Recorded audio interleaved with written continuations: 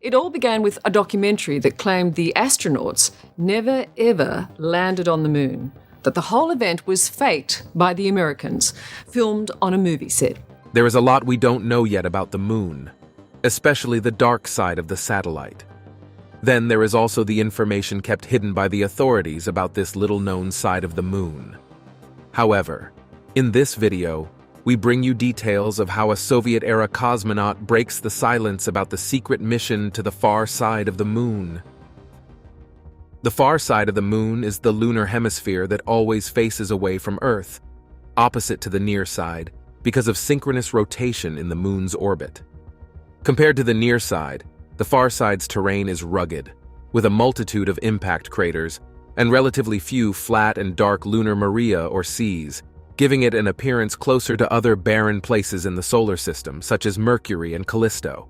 It has one of the largest craters in the solar system, the South Pole Aitken Basin. The hemisphere has sometimes been called the dark side of the moon, where dark means unknown instead of lacking sunlight. Each side of the moon experiences 2 weeks of sunlight, while the opposite side experiences 2 weeks of night. About 18% of the far side is occasionally visible from Earth due to libration. The remaining 82% remained unobserved until 1959, when it was photographed by the Soviet Luna 3 space probe. The Soviet Academy of Sciences published the first atlas of the far side in 1960. The Apollo 8 astronauts were the first humans to see the far side in person when they orbited the moon in 1968. All crewed and uncrewed soft landings had taken place on the near side of the moon until January 3, 2019, when the Chang'e 4 spacecraft made the first landing on the far side. Astronomers have suggested installing a large radio telescope on the far side, where the moon would shield it from possible radio interference from Earth. Due to tidal locking, inhabitants of Earth will never be able to see this part of our satellite. Tidal forces from Earth have slowed down the moon's rotation to the point where it always faces Earth, a phenomenon called tidal locking.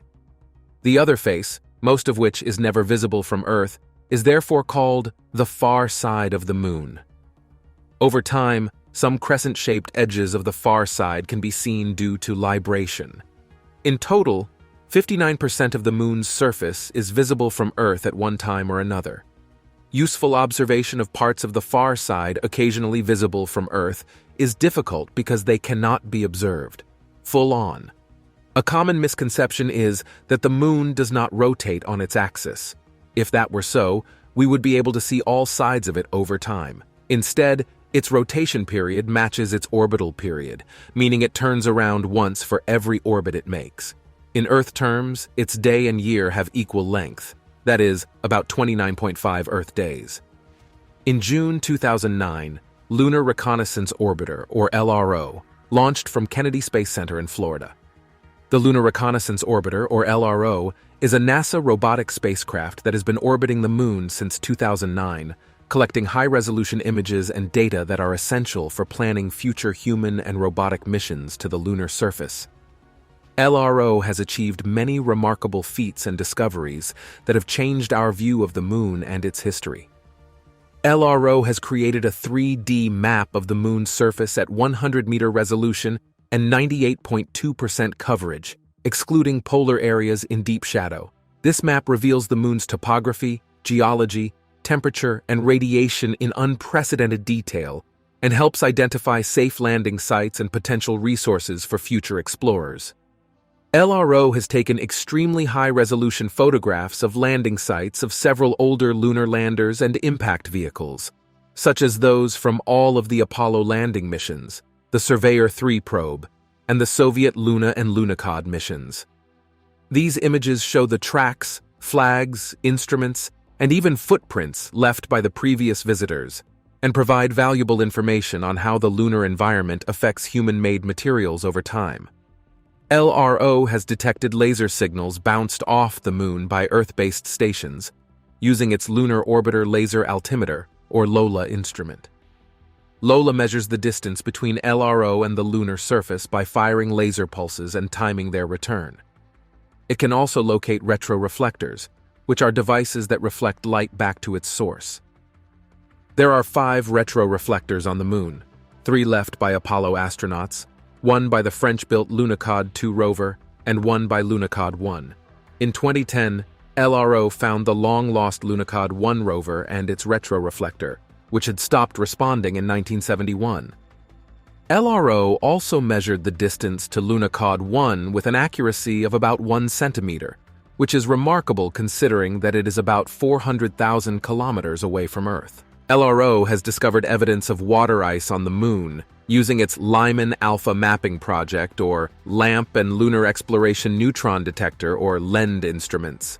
LAMP detects ultraviolet light reflected by the lunar surface, while LEND measures neutrons emitted by the lunar soil. Both instruments can sense the presence of hydrogen atoms, which are a sign of water molecules. LRO found that some permanently shadowed craters near the lunar poles contain water ice deposits that could be used as a resource for future missions. LRO also detected water vapor released by meteoroid impacts on the lunar surface. LRO has studied the Moon's volcanic history, using its Diviner Lunar Radiometer Experiment, or DLRE, and Lunar Reconnaissance Orbiter Camera, or LROC instruments. DLRE measures the thermal emission of the lunar surface, while LROC captures visible and near-infrared images of the lunar terrain. Both instruments can reveal features related to volcanic activity, such as lava flows, pyroclastic deposits, rills, domes, and vents. LRO found that some of these features are much younger than previously thought, suggesting that the Moon was volcanically active until relatively recently in geological terms. LRO also discovered a new type of volcanic landform on the Moon, irregular mare patches, or IMPs, which are small areas of smooth and dark material that may have formed from explosive eruptions or lava fountains. LRO has investigated the Moon's magnetic field, using its cosmic ray telescope for the effects of radiation, or crater instrument. Crater measures the energy and flux of cosmic rays and solar energetic particles that reach the lunar surface. These particles can affect the health of astronauts and electronics on future missions. Crater also detects anomalies in the local magnetic field caused by magnetized rocks on or below the lunar surface. These rocks may have formed when the Moon had a global magnetic field in its early history, or when it was impacted by meteoroids that generated transient magnetic fields. Some of these rocks create mini magnetospheres that deflect some of the incoming particles and create swirl patterns on the surface. China's Chang'e 4 mission is the first and only human mission to land and explore the far side of the Moon. It consists of a lander, a rover named Yutu-2, and a relay satellite named Queqiao. The mission was launched on December 8, 2018, and entered lunar orbit on December 12, 2018. The lander and rover touched down on January 3, 2019, in the Von Karman crater, which is located in the South Pole Aitken Basin. The South Pole Aitken Basin is the largest and oldest impact crater in the solar system, measuring about 2,500 kilometers in diameter and 13 kilometers in depth. It is believed to have formed about 4 billion years ago when a large asteroid hit the Moon. The impact may have exposed some of the Moon's mantle material, which could provide clues about the Moon's origin and evolution. The Chang'e 4 mission has 9 scientific instruments on board. 4 are on the lander, a landing camera, or LCAM, a terrain camera, or TCAM, a low-frequency radio spectrometer, and a lunar lander neutrons and dosimetry LND provided by Germany. 4 are on the rover, a panoramic camera, or PCM, a visible and near-infrared imaging spectrometer, or VNE, a lunar penetrating radar, or LPR, and an advanced small analyzer for neutrals, or ASAN, provided by Sweden. The instrument on the relay satellite is the Netherlands-China Low-Frequency Explorer NCL. The scientific objectives of the Chang'e 4 mission are: 1. To perform low-frequency radio astronomical observations using LFRS and NCLE. The far side of the Moon is an ideal place for radio astronomy because it is shielded from the radio interference from the Earth and the Sun. LFRS can detect radio waves in the frequency range of 1 to 30 MHz, while NCLE can detect radio waves in the frequency range of 80 kHz to 80 MHz. These instruments can study the cosmic dawn, which is the period when the first stars and galaxies formed in the early universe. 2. To investigate the geomorphology, mineral composition, and shallow subsurface structure of the landing and roving sites using LCAM, TCAM, PCAM, VNIS, and LPR.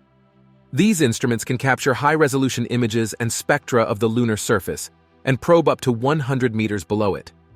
They can identify different types of rocks and minerals, such as basalt, olivine, pyroxene, plagioclase, ilmenite, and spinel.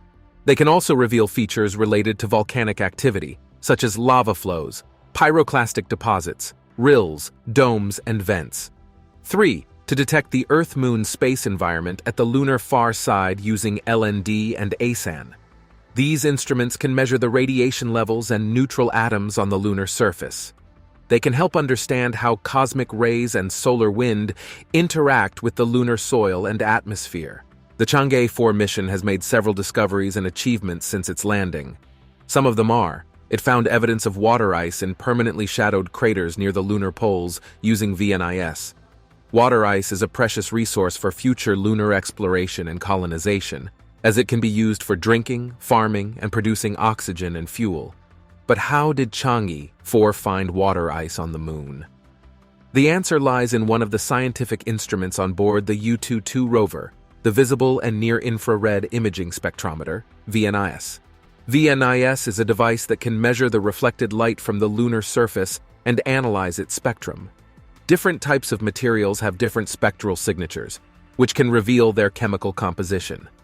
VNIS can detect minerals such as basalt, olivine, pyroxene, plagioclase, ilmenite, and spinel, as well as organic molecules and water molecules. VNIS works by scanning the lunar terrain with a laser beam and collecting the reflected light with a telescope. The light is then split into different wavelengths by a grating and detected by a sensor. The sensor records the intensity of each wavelength and converts it into a spectrum. The spectrum is then compared with a database of known spectra to identify the materials present on the lunar surface. Using VNIS, Chang'e 4 detected water ice in some permanently shadowed craters near the lunar poles. These craters are so deep and cold that they never receive direct sunlight, and thus can preserve water ice for billions of years.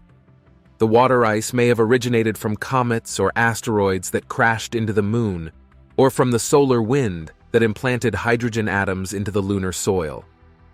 The Chang'e 4 mission also detected low-frequency radio waves from the early universe using LFRS. This is a breakthrough in radio astronomy that could shed light on how matter evolved after the Big Bang. It also measured radiation levels on the lunar surface using LND. The results showed that radiation exposure on the moon is about 200 times higher than on Earth.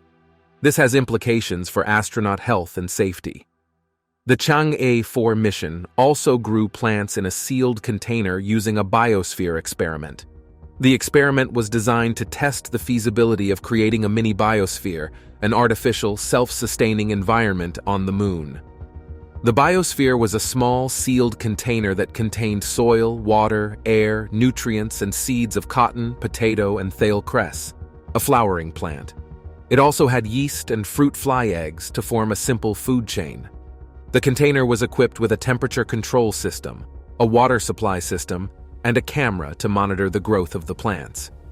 The experiment was launched on December 8, 2022, along with the Chang'e 4 lander and rover.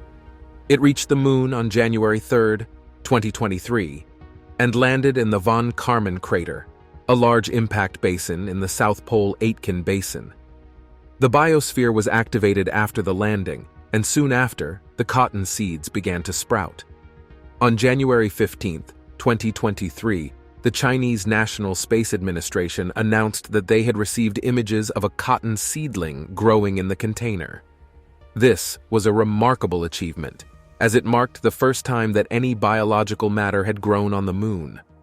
The cotton plant was not alone in its lunar adventure. The potato and thale cress seeds also germinated and grew leaves. The yeast and fruit flies also showed signs of life. The experiment demonstrated that plants could grow and photosynthesize in the low-gravity and harsh environment of the moon. It also showed that a simple ecosystem could be maintained in a closed space with limited resources. The experiment was not meant to last long, however. The lunar night, which lasts for about 2 weeks, brought extremely low temperatures that killed the plants and other organisms.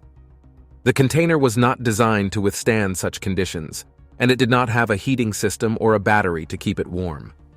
The experiment ended on January 12, 2023, when the biosphere entered its first lunar night. Despite its short duration, the experiment was a huge success for China and for space exploration. It opened up new possibilities for future missions that aim to establish long-term human habitation on the Moon or other planets. The Chang'e 4 mission also discovered a new type of volcanic rock on the Moon.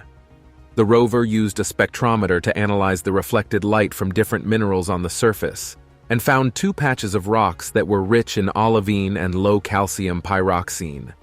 These minerals are not common in the lunar crust, but they are expected to be abundant in the lunar mantle, which is the layer below the crust. The lunar mantle is largely inaccessible to direct observation, as it lies beneath a thick layer of basaltic lava that covers most of the Moon.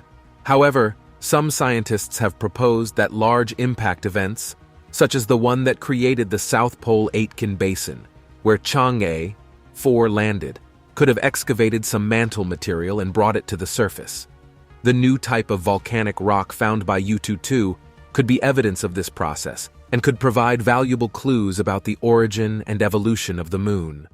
The discovery of this new type of volcanic rock is also important for understanding the volcanic history of the Moon. Previous samples returned by the Apollo and Luna missions showed that most of the lunar volcanism occurred between 3.8 billion and 3 billion years ago, when large amounts of magma erupted and filled the basins on the near side. However, Chang'e 4 landed in a region that is thought to be much younger, with lava flows dating back to about 2 billion years ago. This suggests that the Moon was still volcanically active for much longer than previously thought, and that there might be regional variations in the timing and intensity of eruptions. The Chang'e 4 mission also explored more than 1 kilometer of lunar terrain using the Yutu-2 rover. The rover has set a record for being the longest operating rover on the Moon. The Soviet Union, however, holds the record for sending the first probe to take photos of the dark side of the Moon using the Luna 3 probe. The Luna 3 probe was a groundbreaking mission that revealed the hidden face of the Moon for the first time in human history. It was a remarkable feat of Soviet engineering and science and a milestone in the exploration of our nearest celestial neighbor. The Luna 3 probe was launched on October 4, 1959, by a Proton K rocket from the Baikonur Cosmodrome. It was the third Soviet spacecraft to reach the vicinity of the Moon after Luna 1 and Luna 2, which had flown past and impacted the lunar surface, respectively. The Luna 3 probe had a different objective: to fly around the Moon and photograph its far side, which had never been seen before. To achieve this goal, the Luna 3 probe had a unique design. It was a cylindrical canister with hemispherical ends and a wide flange near the top. It had several solar cells on its surface to provide electric power and shutters for thermal control. It also had 4 antennas for communication with Earth, and various scientific instruments such as micrometeoroid and cosmic ray detectors. The most important instrument, however, was the Yenesi 2 imaging system, which consisted of 2 cameras, a film processing unit, and a scanner. The Yenesi 2 imaging system was ingenious and innovative. It used 40 square frames of temperature-resistant, radiation-hardened film that were stored in a lead-lined cartridge. The film was originally from the U.S.'s Genitrix high-altitude reconnaissance balloons, which had been captured over Soviet airspace in the late 1950 S2. The cameras could take pictures with 2 different lenses, a 200 mm f5, 6 lens for wide-angle views, and a 500 mm f9, 5 lens for close-ups. The film processing unit could develop and dry the film automatically, using chemicals that were stored in sealed containers. The scanner could then scan the film frames with a cathode ray tube and transmit them as electric signals to Earth via radio waves. The Luna 3 probe reached the Moon on October 6, 1959, and performed a maneuver to enter an elliptical orbit around it. It then activated its cameras and took 29 pictures of the lunar far side, covering about 70% of its surface. The pictures were taken at distances ranging from 6,200 kilometers, or 3,900 miles, to 66,700 kilometers, or 41,400 miles from the Moon. The probe then processed and scanned the film frames and began to transmit them to Earth on October 7th. The transmission lasted until October 18th, with some interruptions due to technical difficulties and unfavorable positions of the probe and Earth. The pictures received by the Soviet operators were of poor quality due to various factors such as noise, distortion, interference, and low resolution. However, they were still recognizable as images of the Moon's far side, and they showed features that were radically different from those of the near side. The far side had much fewer maria than the near side, and much more rugged terrain, with numerous craters and mountains. The only two large maria visible were named Mare Moscoviense, or Sea of Moscow, and Mare Desiderii, or Sea of Desire, although the latter was later found to be composed of smaller features such as Mare Ingenii, or Sea of Cleverness, and several dark craters. The pictures sent by Luna 3 caused excitement and interest around the world, as they revealed a new aspect of our familiar companion in space. They also challenged some assumptions about the origin and evolution of the Moon, and raised new questions about its geology and history. The Soviet scientists published an atlas of the far side of the Moon in 1960, based on image processing techniques that improved the quality of the pictures. They also named many features on the far side, using mostly Russian names or names related to space exploration. Some of these names are still in use today, while others have been changed or replaced by international conventions. The Luna 3 mission lasted until October 22, 1959, when it lost contact with Earth due to a failure in its radio system. It decayed from orbit and re-entered Earth's atmosphere on April 29, 1960. The probe had accomplished its mission successfully, and had made history by unveiling the Moon's far side for the first time. It also demonstrated the Soviet Union's technological prowess and scientific curiosity, and paved the way for future lunar exploration by both robotic probes and human astronauts. Another of the Soviet Union's missions to the Moon is the Lunokhod 1 mission. It was the first time that a robotic rover was able to explore the surface of another world and send back valuable scientific data and images. The mission demonstrated the Soviet Union's technological prowess and scientific curiosity, and paved the way for future lunar exploration. The Lunokhod 1 rover was carried by the Luna 17 spacecraft, which was launched on November 10, 1970, by a Proton K rocket from the Baikonur Cosmodrome. After 2 course correction maneuvers, Luna 17 entered lunar orbit on November 15th and began to prepare for landing. On November 17th, at 3:47 UTC, Luna 17 softly touched down on the Mare Imbrium near the crater Leonid. The landing site was chosen for its flat terrain and favorable lighting conditions. About 4 hours after landing, the rover emerged from the spacecraft and deployed its solar panels and antennas. The rover was shaped like a tub with a large convex lid and had 8 independently powered wheels. It was equipped with 4 television cameras, an X-ray spectrometer, an X-ray telescope, cosmic ray detectors, and a laser retroreflector supplied by France. The rover also had special devices to test the lunar soil for density and mechanical properties. The rover was powered by batteries that were recharged by solar cells during the lunar day. During the lunar night, the rover would close its lid and use a polonium-210 radioisotope heater to keep warm. The rover was controlled remotely by operators in the Soviet Union, who received telemetry and images from the rover via a large parabolic antenna in Crimea. The operators could also send commands to the rover via a helical antenna on Luna 17. The communication delay between Earth and Moon was about 2.5 seconds, so the operators had to anticipate the rover's movements and avoid obstacles. The rover could also perform some autonomous actions, such as stopping when it detected a hazard or when it lost contact with Earth. The Lunokhod 1 mission lasted much longer than expected. The original plan was to operate the rover for 3 lunar days, about 3 Earth months, but the rover proved to be very resilient and reliable. It survived 11 lunar days, about 11 Earth months, and covered a total distance of 10.54 kilometers or 6.55 miles. During its journey, it transmitted more than 20,000 TV images, more than 200 TV panoramas, more than 500 soil tests, and more than 140 lunar soil samples by X-ray fluorescent spectrometer. It also measured the magnetic field of the moon, detected cosmic rays and solar wind particles, and reflected laser beams from Earth-based observatories. The Lunokhod 1 mission ended on September 14, 1971, when it lost contact with Earth due to a failure in its radio system. The last image sent by the rover showed its own shadow on the lunar surface. The rover remained silent until April 2010, when NASA's Lunar Reconnaissance Orbiter (LRO) located it using its high-resolution camera. The LRO also found the Luna 17 lander and its tracks on the moon.